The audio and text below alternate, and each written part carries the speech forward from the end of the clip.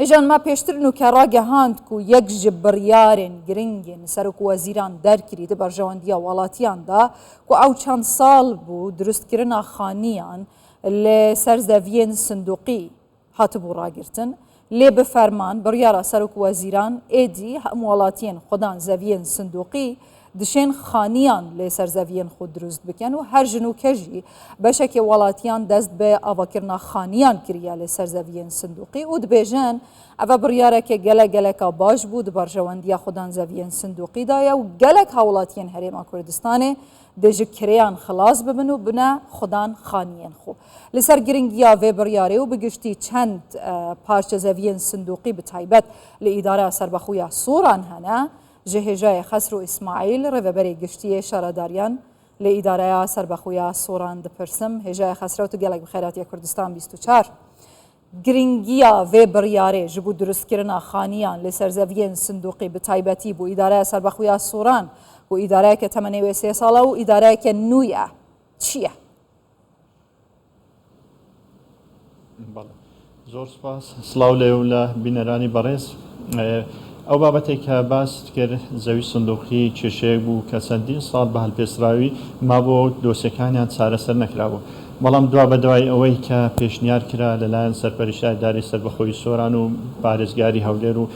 جەنابی وەزیری ناوخۆ بۆ سەرۆکاتی ئەنجومەنی وەزیران کە چارەسەری ئەم کێشەیە بکرێت بە خۆشحاڵیەوە جەنابی سەرۆک وەزیران ڕەزامەندیدا بەپێی ئەو دەسەڵاتی بەپێی یاسا ژمارە 1 2021 یاسای فرۆشتنی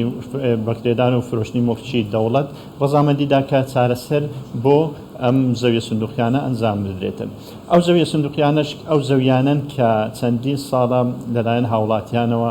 دەستا و دەست دەکرێت و کڕین و فرۆشتنی پێدەکرێت و بەڵام مەرجی دانراوە بۆ ئەو زەوی سندوقیانە کە بتوانرێت مۆڵەتیان پێ بدرێتیان بەناو بکرێن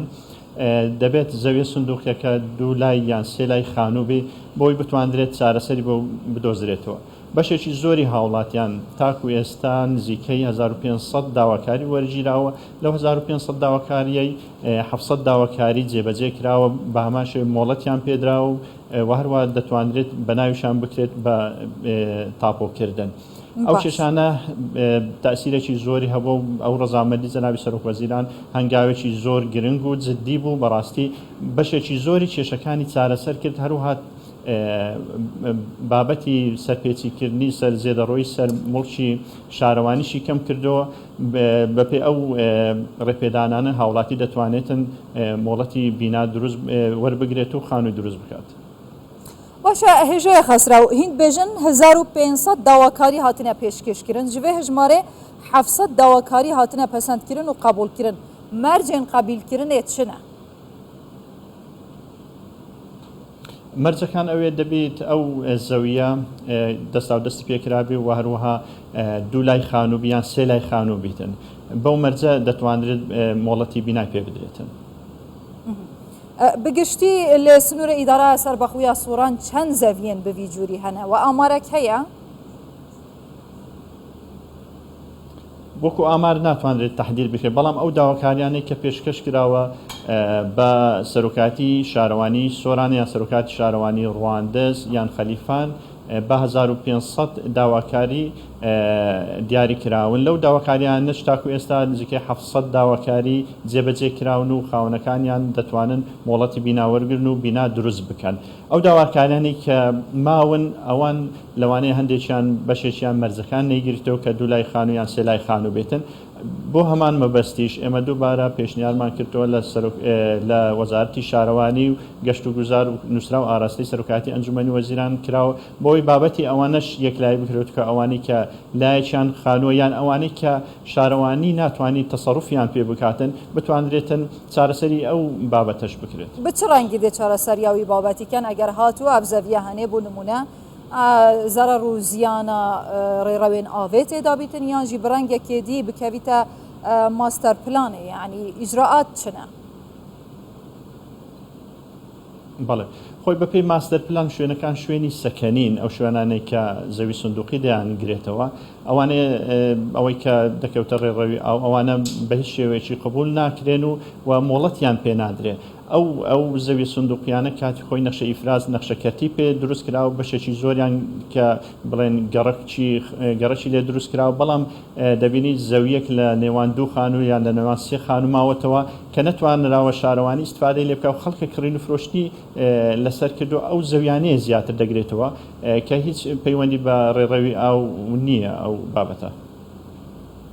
باشە هێژای خەسراو ممکنە گەلک هاوڵاتی هەبن نازانن زەویە سندوقی چییە؟ چنە ئەو مەرجێن کووە هاتکەتن ئەف زەویە ببیتە زەویە سندوقی؟ بەڵێ هەروەک باسم کرد لە هەموو شار و شارۆچکەکان ماستەر پلان هەیە نەخشەکەرتی هەیە بەڵام ئەو نەخشەکەرتیە کاتی خۆی کە خانوو دروست کراوە زەخانوەکان بە پێی مۆڵەتی بینا بۆ بەشێک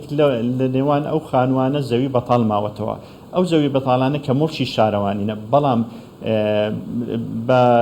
مروری برین 20 ساڵ زیاتر دەستا و دەست پێکراوە لە نێوان هاوڵاتیان کڕین و فرۆشتنی پێکراوە ئەوانە بوونە کێشە بەڕاستی داواکاری زۆر پێش ئەو داواکارانێک کە خەڵک داوای کرد کە چارەسەری ئەو کێشانە بکرێت لەبەر شارەوانی نەیەتوانی مۆڵەتیان پێدا بەڵام ئەوەی کە پێشنیار کرا لەبەر لە دەسەڵاتی بەڕێز سەرۆک وەزیرانە دەسەڵاتەکانی خۆی بەکارهێنا لەوەی چارەسەری ئەو کێشانە بکاتن تەنها ئەو زەویانە دەگرێتەوە کە لە نێوان خانۆکان لە نێوان گەڕەکەکان ماونەتەوە بە مەرجێک کە شارەوانی نەتوانین تەسەڕوف پێ بکات و لە هەمان کاتیشدا دەستا و دەستی کراوی ینی خەڵک کڕین و فرۆشتنی پێکرد بێتن. باشە هێژای خەسراو ئیسماعیل ڕێبەری گشتیە شارەداریان ئیدارە سەربەخویە سووران گەلک سپاس هێژای خەسراو.